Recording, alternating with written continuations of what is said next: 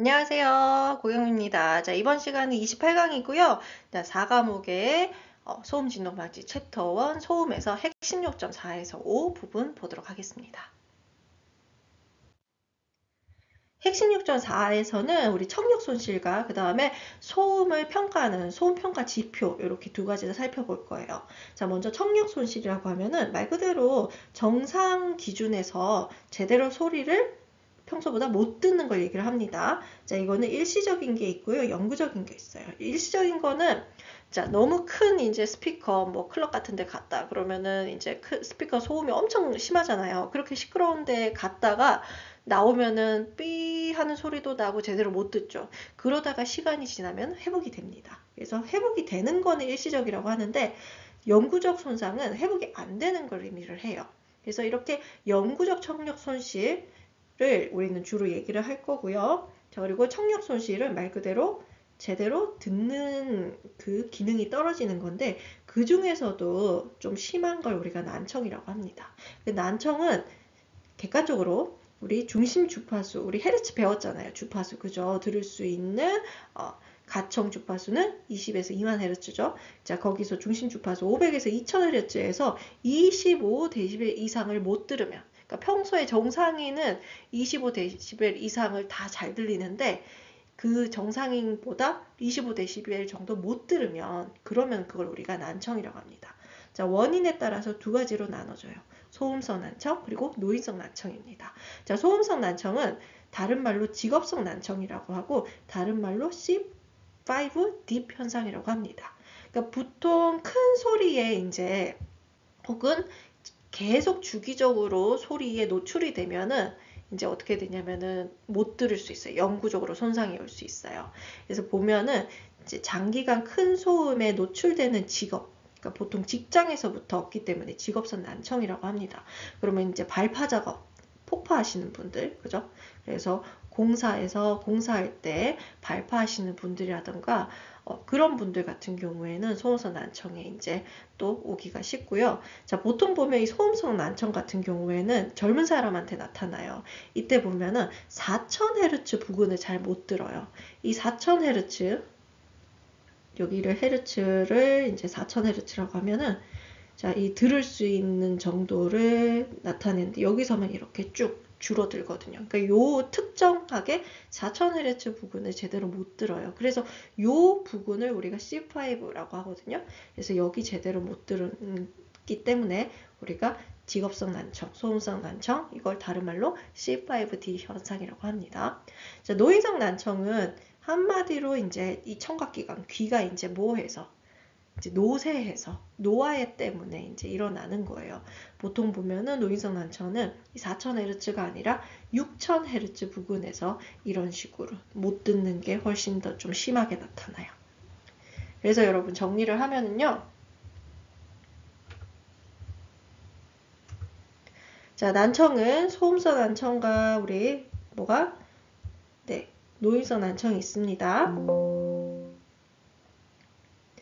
자, 이 소음성 난청 같은 경우에는 4000Hz 그리고 다른 말로 C5 딥 현상 혹은 직업성 난청이라고 하고요. 그리고 6000Hz에서 노화에 의해서 6000Hz 부분이 잘 안 들리는 걸 노인성 난청이라고 합니다. 요거 여러분 두 가지 기억을 해주세요. 자, 그럼 기출 유형 보겠습니다. 자, 이거는 난청의 정의죠. 그죠? 500에서 2000Hz 범위에서 얼마 이상? 네, 25데시벨 이상을 못 들으면 난청이라고 하죠. 그래서 4번이 정답입니다. 네, 이번에는 청력 손실은 받고 이제 소음 평가하는 소음 평가 지표를 보도록 할게요. 자, 소음 평가 지표는 소리가 시끄러우냐, 혹은 뭐 얼마나 시끄러우냐, 뭐 아니면은 이제 이 소리 때문에 얼마나 이제 우리가 말을 하는 게 방해가 되냐, 이런 것들을 이제 평가를 하는데요. 크게 두 가지, 우리가 일상생활에서 소음이 시끄러운지 안 시끄러운지를 평가하는 거를 소음 평가 지표라고 하고요. 그리고 우리 항공기 소음은 조금 더 특이해요. 그죠? 우리 항공기 소음의 특징이 아주 큰 소리가 나고 금속성에 아주 큰 소리가 나고 그다음 간헐적이고 하면서 엄청 시끄러운 소리가 나잖아요. 그래서 항공기 소음은 따로 평가합니다. 그래서 제일 중요한 게 뭐냐면 이게 소음성 평가 지표에 들어가는 거냐 아니면은 항공기 소음 평가 지표냐 구분을 하셔야 되고요. 그리고 이 항공기 소음 평가 지표에 뭐가 있는지 그죠? 그리고 이게 이제 어떤 걸 의미하는지 보시는데 우리나라 같은 경우에는 지금 이용하는 게 요거예요. WECPN을 주로 이용을 하고 있습니다. 자, 그리고 소음평가 지표에서도 요게 어떤 걸 얘기를 하는지를 역시 구분을 하셔야 돼요. 자, 우리가 그냥 소음기 있죠. 데시벨 측정하는 소음기로 바로 측정한 건 소음 레벨이라고 하고요. 이 소음을 이제 여기 보시면은 자, 여기 밴드라는 건 어떤 범위를 얘기해요. 범위. 그러면은 우리가 이렇게 정상 분포가 있으면은 요 범위, 요걸 예를 들어서 뭐 600에서 1200Hz 이런 것처럼, 그죠? 범위, 요걸 밴드라고 합니다. 그래서 요 세 가지 밴드를 가지고 산술 평균으로 분석한 건 해와 방해 레벨. 자, 그래서 요게 SIR 똑같죠. 음의 세기 레벨하고 약자는 똑같아요. 그 다음에 여기에서는 이제 소음의 1대1 옥타브 밴드라고 하는 거는 요게 우리 루트 2분의 1에서 범위를 루트 2까지 어떤 중심 헤르츠의 요 범위를 가지고 얘기하는 걸 1대1 옥타브 밴드라고 합니다. 그래서 중심 주파수 요 세 가지 주파수에서 1대1 옥타브 밴드로 분석한 걸 산술평가한 거를 PSIL 우선해야 방해 레벨이라고 하고요. 그 다음에 NC도 역시 1대1 옥타브 밴드를 씁니다. 얘는 실내 소음 평가 지표예요. 그래서 요거를 좀 기억을 해주시고요. 그 다음에 소음평가 지수는 자, 청력장애, 회화장애, 소란스러움 이 세 가지 관점으로 평가했다. 그러면은 NRN 소음평가 지수. 일단 도로도 시끄럽잖아요. 그 교통소음을 평가하는 거는 교통소음지수 TNI라고 합니다. 자, 요거 구분하시면 됩니다. 네, 이번에는 소음평가 지표 세 번째 보면은 시간율 소음도, 또 네 번째 등가 소음 레벨, 다섯 번째 소음 통계 레벨, 주의압 평균 소음 레벨, 소음 공해 레벨이 있는데 요거 여러분 각각의 역시 뭐를 의미하는지 구분만 하시면 돼요. 자, 시간율 소음도라는 건 뭐냐면은 이제 우리가 데시벨을 이제 보면은 시간에 따라서 몇 데시벨, 예를 들어서 70데시벨은 뭐 얼마나 나타났고 80데시벨은 얼마나 나타났고 그 다음에 뭐 90데시벨은 얼마나 여기는 한 75데시벨은 얼마나 나타났고 이런 식으로 시간에 따라서 데시벨을 이렇게 쭉 나열을 해서 어떤 특정한 데시벨이 시간에서 몇 퍼센트 정도냐 그거를 우리가 시간율 소음도라고 합니다.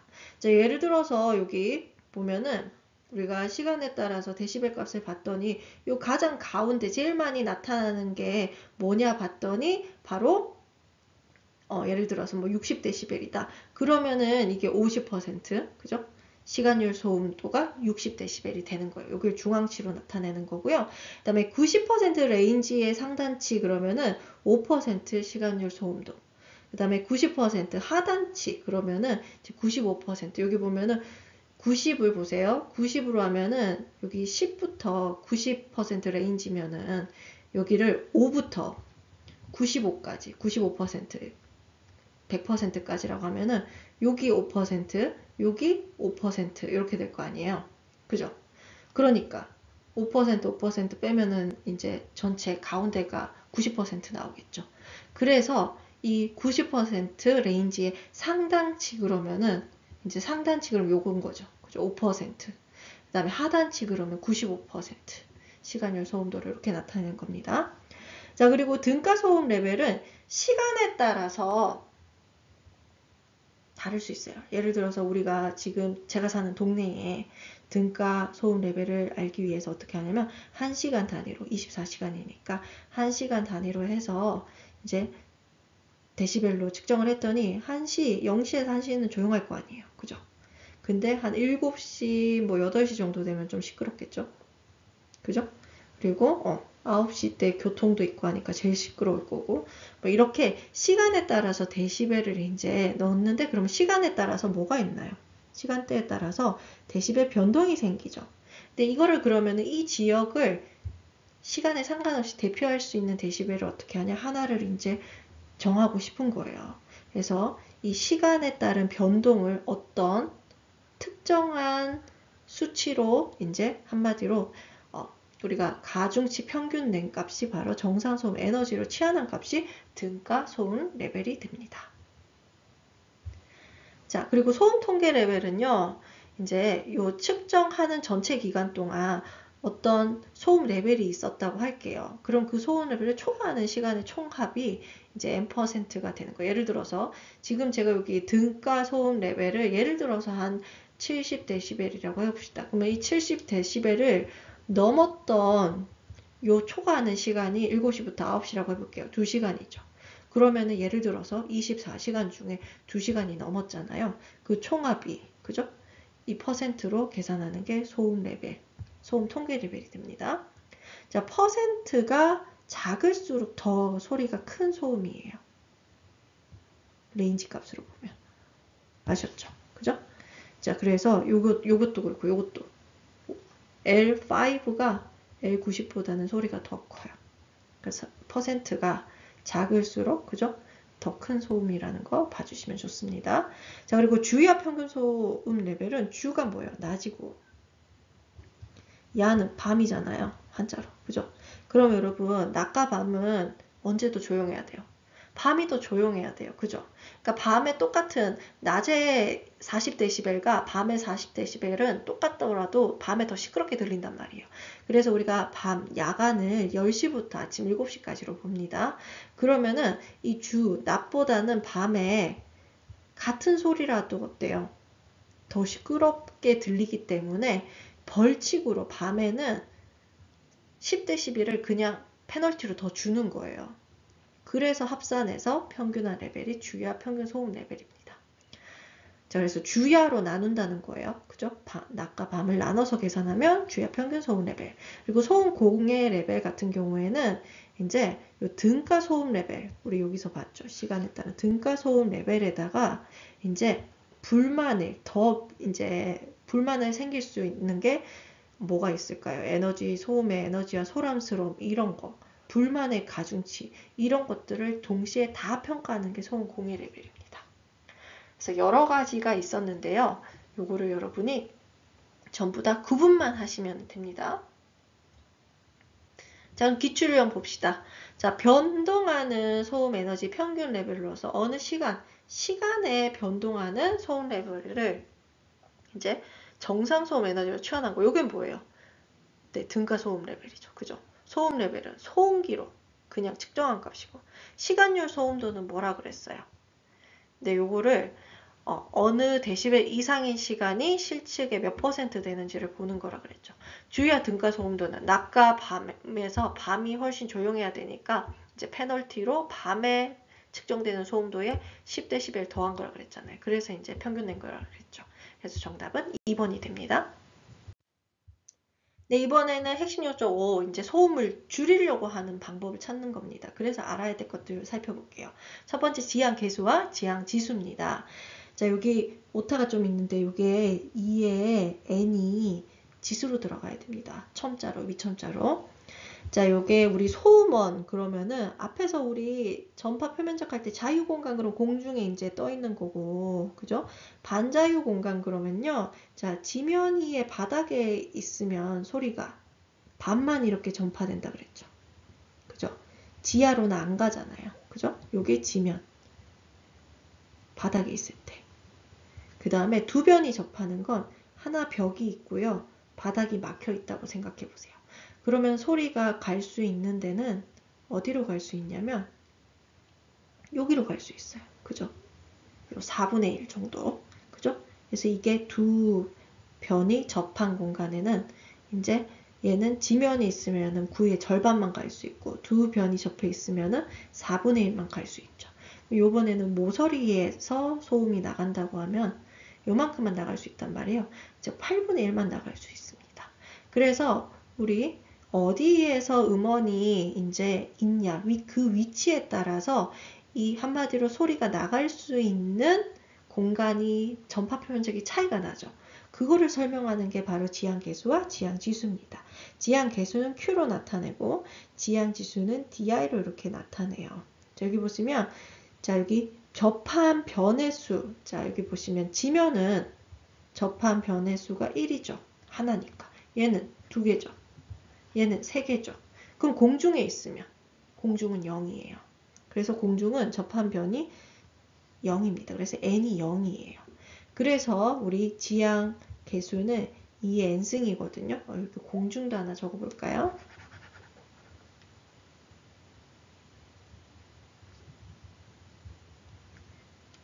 공중에 있으면 다 나갈 수 있죠. 사방팔방으로. 그래서 얘는 1이고요. 나갈 수 있는 게. 그리고 n을 보면 얘는 0입니다. 그러면 지향 계수 q는 2의 n승이니까 2의 0승은 1이죠. 2의 1승은 2고요. 2의 2승은 4고요. 2의 3승이 8이에요. 그래서 지향 계수값이 1, 2, 4, 8이 되는 겁니다. 이번엔 지향 지수 DI. 얘는 이제 데시벨로 나타내는 건데 요거는 10 로그 Q예요. 그러면은 10 로그 1 하면 로그 1은 0이거든요. 그래서 얘는 0이고 얘는 10 로그 2인데 로그 2가 0.3 정도 되거든요. 그러면은 10 곱하기 0.3 하니까 여기 n이 1일 때는 3이 됩니다. 그 다음에 여러분 요거는 10 로그 2의 2승인데 이 2승은 지수, 로그로 하면 지수는 앞으로 나갈 수 있다 그랬죠. 그럼 10 로그 2는 3이니까 2 곱하기 3 하면 얼마? 6. 그럼 얘는 3 곱하기 10 로그 2랑 같으니까 얘는 9가 돼요. 그래서 이 값이 정해지는 겁니다. 자, 여기서 이제 우리가 전파 표면적이 나오는데 이 전파 표면적은 이제 우리 자유공간에서 전파 표면적이 4파이 R의 제곱이잖아요. 이거를 뭘로? 지향계수 Q로 나눈 것과 같습니다. 그래서 보시면은 4파이 R의 제곱을 Q가 1이니까 공중이면 4파이 R의 제곱이고 그 다음에 지면이면은 요게 2잖아요. 그러니까 2파이 R의 제곱이 되고 얘는 4니까 또 절반 나눠서 얼마? 파이 R의 제곱이 되고 얘는 8이니까 또 절반 나눠서 2분의 파이 R의 제곱이 되는 겁니다. 그래서 이렇게 여러분 다 결정이 돼요. 자, 그럼 문제 풀면 무지향성, 그러니까 지향성, 무지향성이라는 얘기는 뭐냐면은 이 n이 한마디로 얼마란 얘기다? 무지향성, 어디로 지향하는 게 특별히 없는 거예요. 사방팔방으로 다 나갈 수 있는 앤데 두 면이 접했대요. 그러면 접한 부분이 이제 n2가 되겠죠. 그죠? 그때 지향지수 di는 얼마냐 그랬습니다. 자, 그럼 di는 얼마예요? 10 로그 q잖아요. 근데 n이 2면 q는 2의 몇 승? 네, n승이니까 2의 2승이니까 4가 되죠. 그러면은 di는 얼마가 되나요? 10 로그 4가 되죠. 그죠? 이거를 계산기 놓고 계산하셔도 됩니다. 그러면 얼마가 나와요? 네, 10 로그 4는 20 로그 2랑 같기 때문에 왜냐면 4가 2의 2승이잖아요. 그죠? 그래서 2가 2 앞으로 나가죠. 그리고 로그 2는 0.3이니까 계산하면 6이 되는 겁니다. 근데 이거를 이렇게 계산하면 여러분 나 이거 못하겠는데 하면 그냥 이거 외우세요. 외우시면 됩니다. 그래서 정답은 몇 번? 네, 3번이 됩니다. 네, 그 다음에는 이제 우리가 소음을 줄이려고 하면은 요거 기억나세요? 자, 소리가 들어가는 입사음 세기를 100이라고 하면 그 중에 일부는 뭐 되고 반사되고 일부는 흡수되고 남는 게 뭐 된다고요? 투가 돼서 이 투가 된 게 소리로 전달이 되는 거예요. 그러면 이 투가 되는 정도를 우리가 뭐라고 하면 바로 투가율이라고 합니다. 그래서 입사음을 100이라고 할 때 만약에 투가가 30이 됐다. 그러면은 이게 투가율이 요게 입사음의 세기가 I0, 투가한 세기가 이제 투가음의 세기가 IT인데 이 투가율은 I0분의 IT가 되거든요. 그러면은 입사음이 100이고 투가 된 게 30이면은 그러면 얼마예요? 0.3, 즉 30%. 요게 투과율이 되는 거예요. 자, 그리고 또 투과 손실이 있는데요. 투과 손실을 우리가 TL로 나타내는데, 투과 손실은 이 투과율에다가 우리 데시벨처럼 10로그 이 역수에, 투과율의 역수에다가 10로그 취해 준 거예요. 그러면은 T분의 1은요, 지수로 나타내면 T의 마이너스 1승이거든요. 그래서 10 로그 타우분의 1은 타우 마이너스 1승인데, 요 마이너스 1이 앞으로 나갈 수 있겠죠. 지수 규칙에서. 그래서 마이너스 10 로그 타우 이렇게 쓸 수 있는 겁니다. 그럼 이 투과율은 뭐라 그랬어요? I0분의 IT라 그랬죠. 그래서 이렇게 나타낼 수 있어요. 그래서 이 두 가지 공식만 여러분 아시면은 투과율, 투과 손실 문제는 다 풀 수 있습니다. 자, 그럼 문제 풀어봅시다. 자, 투과 손실 TL이 32dB일 때 투과율은 얼마냐 그랬습니다. 자, 그러면 투과율은 자, 로그 입사음 분의 투과율, 그죠? 그때 이거를 어떻게 10에 마이너스 10분의 TL 요렇게 할 수 있잖아요. 그죠? 그죠? 자, 그렇게 계산하면 자, 요거나 여러분 요 마이너스 있는 거는요, 분수로 이렇게 역수로 쓸 수 있거든요. 그죠? 여기랑 똑같이 뭐 분의 1은 이걸 지수로 바꾸면 마이너스만 붙이면 돼요. 자, 그래서 10에 마이너스 TL이 32죠. 자, 이걸 계산기 넣고 계산하시면 투과율 계산됩니다. 그랬더니 6.309 곱하기 10의 마이너스 4승 나오네요. 자, 그러면은 네, 1번이 정답이죠. 자, 두 번째는요. 음양 투과율이 0.1%래요. 그러면 이 타우 투과율이 0.1%면은 얼마예요? 100분의 0.1이죠? 그죠? 이때 투과 손실 TL은 얼마냐? TL은 이 투과율에 뭐 한 거예요? 역수에다가 10로그 취한 거예요. 그죠? 자, 그러면은 이건 10로그에다가 역수라고 하면은 이걸 분자 분모를 이렇게 뒤집어 주면 됩니다. 그럼 역수가 돼요. 그럼 0.1분의 100인 거죠. 이걸 계산기 넣어서 여러분 계산하시면은 얼마? 네, 30 나옵니다. 그래서 정답은 3번이 되겠습니다. 네, 마지막으로 이제 실내 평균 흡음률을 계산할 텐데, 자, 여기 나오는 용어들이 있는데, 여러분 사실은 여기 나오는 공식들은 보기만 봐도 너무 어려워 보이죠. 그래서 잘 나오지 않는 공식들입니다. 그래서 이 공식들 솔직히 저는 말씀드리면 외우라고 하고 싶지 않고요. 이 문제 나오면 그냥 버리세요. 그게 제일 좋고, 근데 일단은 제가 설명을 드리면 평균 흡음률이 뭔지를 설명을 드리면요. 자, 이런 공간, 방이 있다고 해봅시다. 그러면은 여기 옆에 벽이 있을 거고요. 그 다음에 이걸 벽면이라고 하고, 여기가 바닥, 여기가 천장인데, 이 물질마다 소리를 흡수할 수 있어요. 예를 들어서 여러분 우리 노래방 같은데 가면은 에코가 잘 나오도록 만들어야 사실 많은 사람들이 가겠죠. 그죠? 소리가 잘 울리니까. 근데 또 녹음실 같은 데 가면은 에코가 많으면은 오히려 잡음이 더 들어오니까 소리 흡수를 잘해야 되거든요. 그래서 이 물질마다, 그래서 우리 보면 녹음실에서는 막 어떤 걸 뭐 방음제 이런 거를 붙여놨어요. 그죠? 보면 스티로폼 같은 거라든가 아니면은 계란 담는 그런 우리 케이스 같은 거 그런 거를 이제 벽에다가 붙여 놓는데, 그렇게 해서 소리를 이제 흡수할 수 있게 만들어 주는 겁니다. 에코가 없도록 하기 위해서. 그래서 이 공간에 이제 재료가 뭐냐, 혹은 이제 그 벽이 어떤 모양으로 생겼냐, 어떤 구조냐, 이런 거에 따라서 흡음률이 달라져요. 얼마나 흡수하는지. 그래서 우리가 흡음률이라고 하면은 음을 흡수하는 정도예요. 우리 투과율 그러면 이제 음이 들어오는 거에 비해서 얼마나 투과돼서 전달되냐, 그걸 나타낸다면, 흡음률은 소리를 얼마나 흡수하는가, 그걸 비율로 나타낸 건데, 이 천장과 벽면, 바닥마다 다 뭐가 다르냐? 흡음률이 다른 거예요. 그러니까 각각의 흡음률이 다르다 보니까 이 전체 방을 대표할 수 있는 흡음률은 이제 계산하려면 이런 식으로 계산을 하는 겁니다.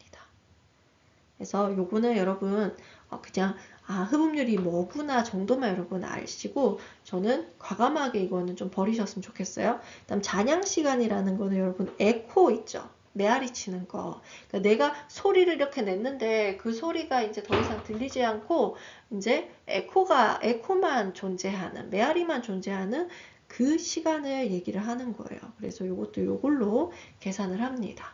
그리고 흡음력은 이제 흡음률에다가 뭐를 표면적을 곱한 거랑 같아요. 자, 그리고 잔향 시간은 자, 이게 내가 소리를 냈어요. 근데 그 음압 레벨이 60dB로 감소되는데 얼마까지 걸리냐. 그거를 계산하는 겁니다. 그래서 이걸 가지고 여러분 보시면 되고요. 자, 평균 흡음률은 잔향 시간으로 측정하는 방법, 그 다음에 재료별 면적과 이제 재료별 흡음률을 이용해서 구하는 방법 두 가지가 있더라. 그거까지 여러분 정리를 해주시고 이 부분 계산 문제 나오면 요거는 버리시면 된다. 그렇게 정리해 주세요. 네, 이번 시간에 여기까지 하도록 할게요. 수고하셨습니다.